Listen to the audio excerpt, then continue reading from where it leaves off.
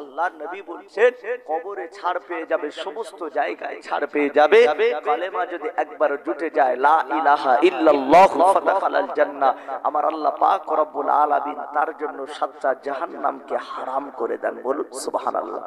মহব্বতে হবে না সুবহানাল্লাহ? যে জাহান্নাম কেমন, যে জাহান্নামের বর্ণনা রাসূল বলছেন, জাহান্নামের এক ফোঁটা আগুন যদি দুনিয়ার জমিনেতে যদি পড়ে, দুনিয়ার জমিনে সবুজ লতা বলে জন্মাবে না, এতটা উত্তপ্ত। নবীর উম্মতেরা,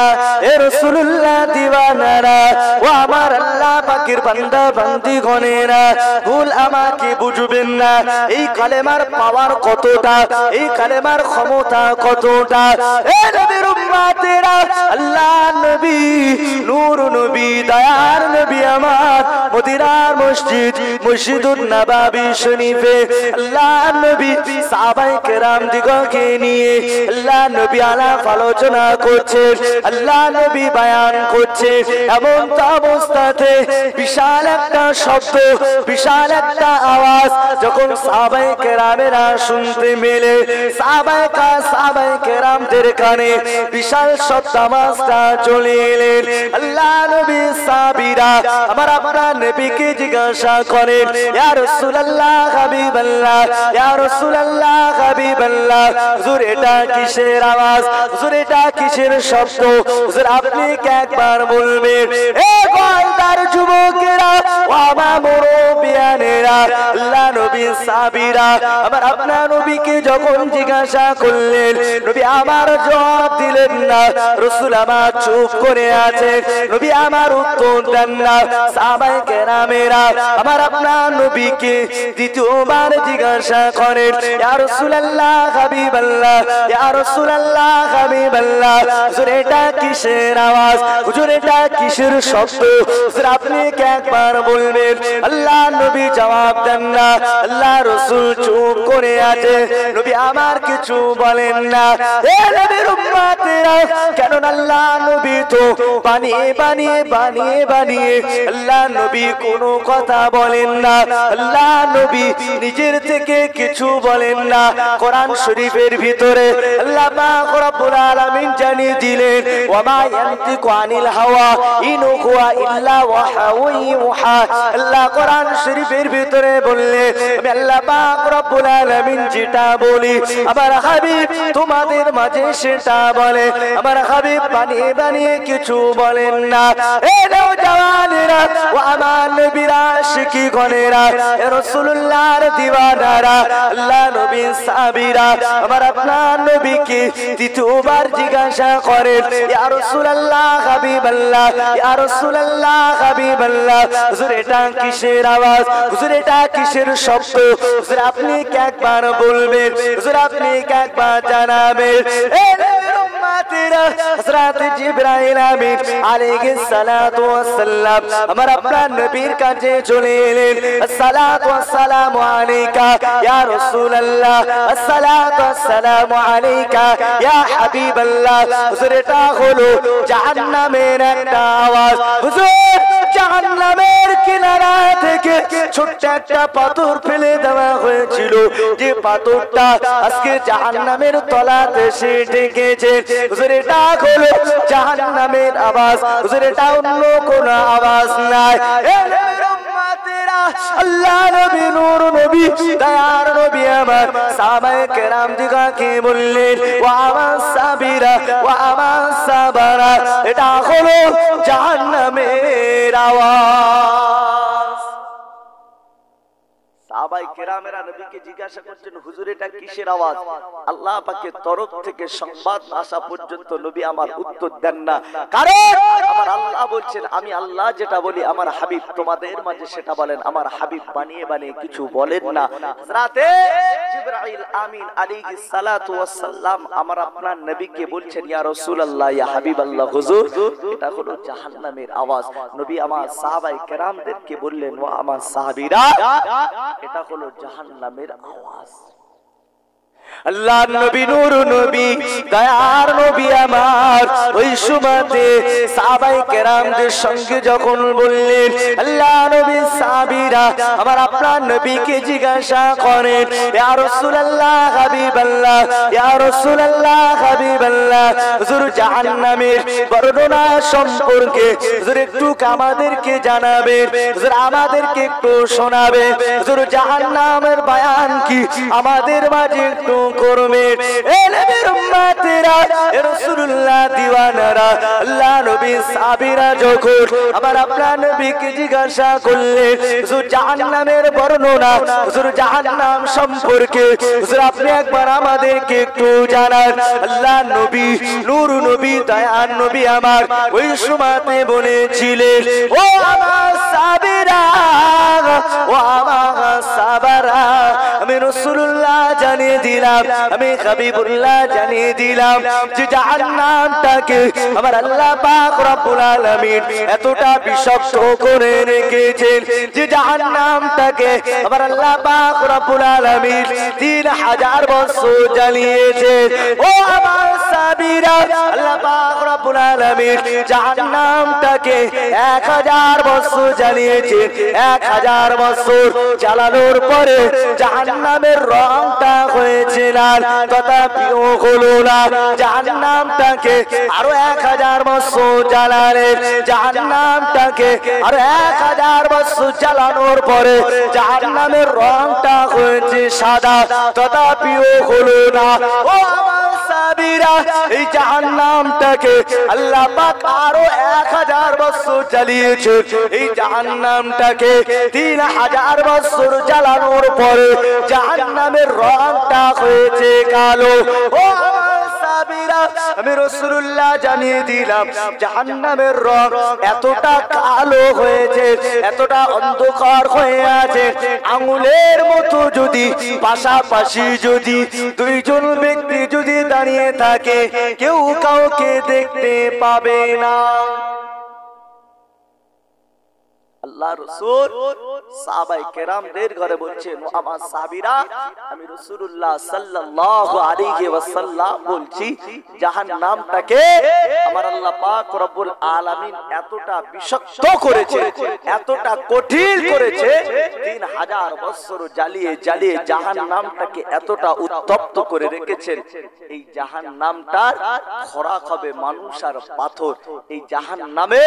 যে যাবে জাহান্নামের আযাব এত শক্ত আযাব কোরআন শরীফের ভিতরে আল্লাহ বলছেন ইন্না আযাবি লাশাদীদ আল্লাহ বলছেন আমি আল্লাহ আমার আযাব বড় শক্ত আযাব এই জাহান্নামটাকে আমি আল্লাহ এতটা কঠিন করেছি দুনিয়ার জমিনেতে আমার যে সমস্ত বান্দা বান্দীরা নাফরমানি করবে দুনিয়ার জমিনেতে আমার যে সমস্ত বান্দা বান্দীরা তারা কিনা আমি আল্লাহ আমার হুকুম থেকে দূরে থাকবে তাদের জন্য এই জাহান্নাম সাহাবায়ে কেরামেরা আল্লাহর নবীর এই বয়ান শুনে ঝরঝর করে কাঁদছেন আল্লাহ রাসূলের কথা শুনে কাঁদছেন তাদের চোখ দিয়ে পানি গড়িয়ে যায় তারা ঝরঝর করে কাঁদছেন হুজুর জাহান্নামের আযাব তাহলে আমরা সহ্য করতে পারবো না হুজুর জাহান্নামের কষ্ট আমরা সহ্য করতে পারবো না হুজুর আপনি তো আমাদের জন্য দোয়া চান সেই জাহান্নাম যে জাহান্নামকে আমার আল্লাহ উত্তপ্ত করে রেখেছেন 3000 বছর জ্বালিয়ে নবী বলছেন শেষ কথা শেষ ভাষা শেষ যদি মরণের আগে যদি তার নসিবে একবার কলেমা জুটে যায় এই জাহান্নাম তার জন্য হারাম তাহলে যে জাহান্নামটাকে 3000 বছর জ্বালিয়ে উত্তপ্ত করে রেখেছেন সেই জাহান্নামেরও ক্ষমতা নাই যে এই ছোট্ট একটা কলেমা লা ইলাহা ইল্লাল্লাহু মুহাম্মাদুর রাসূলুল্লাহ এই ছোট্ট কলেমার পাওয়ার আমার আল্লাহ এতটা দিয়েছেন 3000 বছর জ্বালানো জাহান্নামও কিচ্ছু করতে পারবে না জোরে বলেন মহব্বতে হবে না সুবহানাল্লাহ সেই জন্য আমাদেরকে ভাবতে হবে দুনিয়ার জমিনে আপনি এসেছি একদিন চলে যেতে হবে অন্তরে কবরের ভয় আনতে হবে আযাবের ভয় আনতে হবে অন্তরে যদি কবরের ভয় নিয়ে আসতে পেরেছি আযাবের ভয় যদি আমি আপনি নিয়ে আসতে পেরেছি নিশ্চিতভাবে আমরা কিন্তু দুনিয়ার জমিনে আল্লাহর হুকুমগুলো আদায় করতে পারবো আর আল্লাহর হুকুম না আদায় করলে আমার আপনার জন্য সেদিনটা বড় খারাপিয়াত হবে আমার আপনার জন্য সেদিনটা বড় কঠিন দিন হবে। এজন্য পরিবর্তন হতে হবে। সারাটা জীবন যদি আমরা ওয়াজ শুনি, ওয়াজ শোনার পরে যদি আমরা যদি না মানি, তাহলে কিন্তু আমাদের কোনো লাভ হবে না। এজন্য আমাকে আপনাকে পরিবর্তন হতে গেলে রাসূলুল্লাহর আদর্শের দিকে ফলো করতে হবে, রাসূলুল্লাহর আখলাকের দিকে ফলো করতে হবে। রাসূলুল্লাহ সাল্লাল্লাহু আলাইহি ওয়াসাল্লামের দিকে যদি ফলো করি, নিশ্চিতভাবে আল্লাহ পাক রব্বুল আলামিন আমার আপনার জন্য নাজাতের ওসিলা করে দেবেন। জোরে বলে মহব্বতে হবে না? সুবহানাল্লাহ। এ নবীর উম্মতেরা, এ রাসূলুল্লাহ দিওয়ানারা, ও আমার আল্লাহ পাকের বান্দা বান্দীগণেরা, কোন নবীকে ভালোবাসবে, কোন রাসূলুল্লাহকে ভালোবাসবে, যে নবী আমার আপনার জন্য কাঁদছেন, যে রাসূল আমার আপনার কথা স্মরণ করে। এ গোলদার যুবকেরা, ও আমার মুরব্বিয়ানেরা, ও নওজওয়ান তরুণেরা, আল্লাহ নবী নূর নবী দয়ার নবী আমার যখন মক্কার মানুষদের কাছে যখন ইসলামের বাণী নিয়ে যায়, কলেমার পানি নিয়ে যায়, মক্কার মানুষেরা নবীকে তাড়িয়ে দেয়, রাসূল অপমানিত করে। আল্লাহ নবী নূর নবী দয়ার নবী আমার আল্লাহর কাছে ফরিয়াদ করে, ও রব্বুল আলামিন, আল্লাহ পাক, আল্লাহ পাক, আপনি আমার প্রতি যে দায়িত্ব দিয়েছেন, আমি মক্কার মানুষদের কাছে যাই, মক্কার মানুষেরা এরা আমাকে তাড়িয়ে দেয়, মক্কার মানুষেরা এরা কালেমা মানে না, মক্কার মানুষেরা এরা আল্লাহ আপনাকে আল্লাহ বলে মানে না। ও রব্বুল আলামিন, আল্লাহ পাক, কি জবাব আমি আপনার কাছে দেব, কি কথা আমি আপনাকে বলবো, কি জবাব আমি আপনাকে দেব? আল্লাহ পাক রব্বুল আলামিন ফেরেশতা জিবরাইলকে পাঠিয়ে দিলেন, ও ফেরেশতা জিবরাইল, যাও যাও চলে যাও, হাবিবের কাছে চলে যাও, মুস্তাফার কাছে চলে যাও, হাবিবের দুঃখটা, হাবিবের কান্নাটা আমি আল্লাহ সহ্য করতে পারি না। জিবরাইল চলে যাও, আমার হাবিব কেন কাঁদে, আমার দোস্ত কেন দুঃখ করে, এর কারণটা একবার শুনে এসো। আল্লাহু আলাম, আমার আল্লাহ সব কিছু জানার পরেও তথাপিও জিবরাইলকে পাঠিয়ে দিলেন। হযরত জিবরাইল আমিন আলাইহিস সালাতু ওয়াস সালাম আমার আপনার নবীর কাছে সালাম দেন, আসসালাতু ওয়াসসালামু আলাইকা ইয়া রাসূলুল্লাহ, আসসালাতু ওয়াসসালামু আলাইকা ইয়া হাবিবাল্লাহ। হুজুর আপনি কেন মন খারাপ করে আছেন, হুজুর আপনি কেন কাঁদছেন, হুজুরের কারণটা একবার বলবেন। আল্লাহর নবী বললেন, ও ভাই জিবরাইল, আল্লাহ পাক রব্বুল আলামিন আমি নবী আমাকে যে দায়িত্বটা দিয়েছেন, আমি রাসূলুল্লাহ আমার প্রতি যে দায়িত্ব দিয়েছেন, আমি দায়িত্বটা নিয়ে যখন কালেমা প্রচার করতে গিয়েছি, মক্কার মানুষদের কাছে দেখো আমি রাসূলুল্লাহ কালেমার দাওয়াত নিয়ে গিয়েছি, মক্কার মানুষেরা এরা কালেমা মানে না, এরা আমাকে নবী বলে মানে না, এরা আমার আল্লাহ কাল্লাহ বলে মানে না। এই না জন্য আমি রাসূলুল্লাহ দুঃখে আছি। আল্লাহ নবী নূর নবী হযরত জিবরাইলকে বলছেন, ভাই জিবরাইল, আল্লাহ পাক রব্বুল আলামিন আমি নবী আমাকে যে দায়িত্ব দিয়েছেন, এই দায়িত্বটা নিয়ে যখন আমার আল্লাহর বাণী নিয়ে যখন মক্কার মানুষদের কাছে গেছি, মক্কার মানুষেরা এরা আমার আল্লাহকে আল্লাহ বলে মানে না, আমার আল্লাহকে আল্লাহ বলে এরা স্বীকার করে না। আমার আল্লাহ যদি আমি রাসূল আমার কাছে জবাব চায়, হাবিব তোমাকে দায়িত্ব দিয়েছিলাম, কেমন করে দায়িত্ব পালন করেছো, মক্কার মানুষেরা কলেমা পড়লো। হযরত জিবরাইল আমিন আলাইহিস সালাতু ওয়াস সালাম আমার আল্লাহর কাছে চলে গেলেন, আমার আল্লাহকে জানালেন। আল্লাহ পাক রব্বুল আলামিন ফেরেশতা জিবরাইলকে জানিয়ে দিলেন, ও জিবরাইল যাও যাও, আমার হাবিবের কাছে যাও, বন্ধুর কাছে চলে যাও, আমার হাবিবকে গিয়ে জানিয়ে দাও হাবিবের দুঃখটা, হাবিবের কান্নাটা আমি আল্লাহ সইতে পারি না, আমি আল্লাহ সহ্য করতে পারি না। ও জিবরাইল যাও যাও চলে যাও, আমার বন্ধুর কাছে চলে যাও, আমার বন্ধুকে গিয়ে জানিয়ে দাও দুনিয়ার মানুষেরা যদি, মক্কার মানুষেরা যদি আমি আল্লাহ মা কাল্লাহ বলে যদি না মানে, আমি আল্লাহ কাল্লাহ বলে যদি স্বীকার করে না নেয়, এর জন্য আমি আল্লাহ মার কোনো এসে যায় না। ও জিবরাইল জিবরাইল চলে যাও আমার বন্ধুর কাছে চলে যাও আমার হাবিবের কাছে চলে যাও মক্কার মানুষেরা যদি আমার নবীকে যদি নবী বলে যদি না মানে এর জন্য আমি আল্লাহ আমার কোণে এসে যায় না আমি আল্লাহ পাক রব্বুল আলামিন আমার বন্ধুকে নবী বলে মেনেছি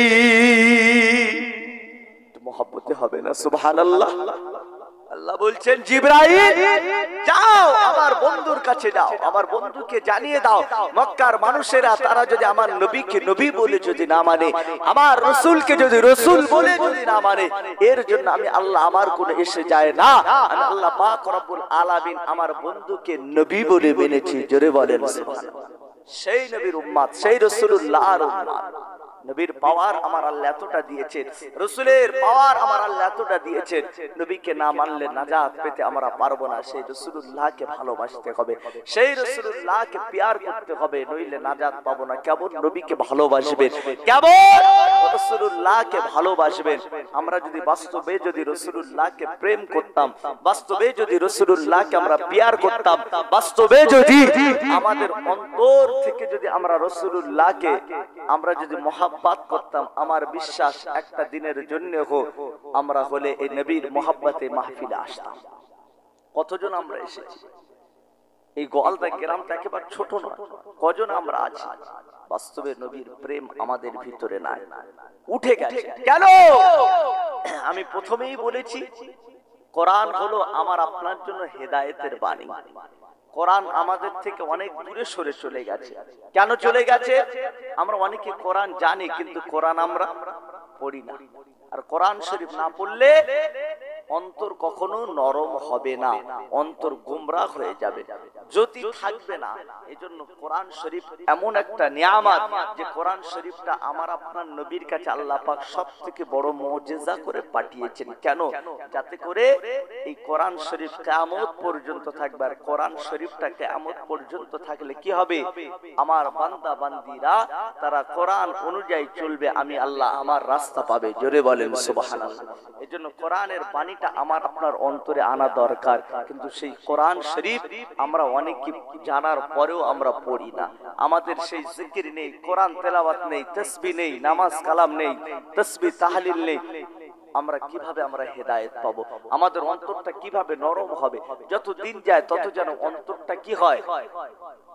আমাদের পাথর হয়ে যায় যত দিন যায় অন্তর যেন আমারকে আপনার জন্য যেন পাথর হয়ে যায় দেখতে পাওয়া যায়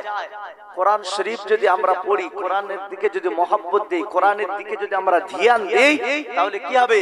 অন্তরটা নরম হবে আর অন্তর নরম হলে আমার আল্লাহ পাক রব্বুল আলামিন বিনয়ী নম্র আল্লাহ পাক তাদেরকে বেশি ভালোবাসেন বলুন সুবহানাল্লাহ এজন্য কোরআন নামাজ যেমন যেমন নামাজ পড়া যেমন ফরজ কোরআন শরীফ শেখাটাও ফরজ কোরআন শরীফ শেখাটাও ফরজ সেই কোরআন শরীফ আমাকে আপনাকে শিখতে হবে কোরআন শরীফ যদি নাও শিখতে পারি আমাদেরকে চেষ্টা করতে হবে অন্তত কোরআন হাফেজের পিতা হওয়ার জন্য কোরআন শরীফের আমার আল্লাহ পাক রব্বুল আলামিন এত বরকত দিয়েছেন এত পাওয়ারফুল দিয়েছেন সেই কোরআন শরীফের পাওয়ার কত কোরআন শরীফের ক্ষমতা কত আমার আল্লাহ দিয়েছে আল্লাহর নবী নূর নবী দয়ার নবী আমার সাহাবায়ে কেরামদেরকে বলছেন মুহাম্মদ সাহাবীরা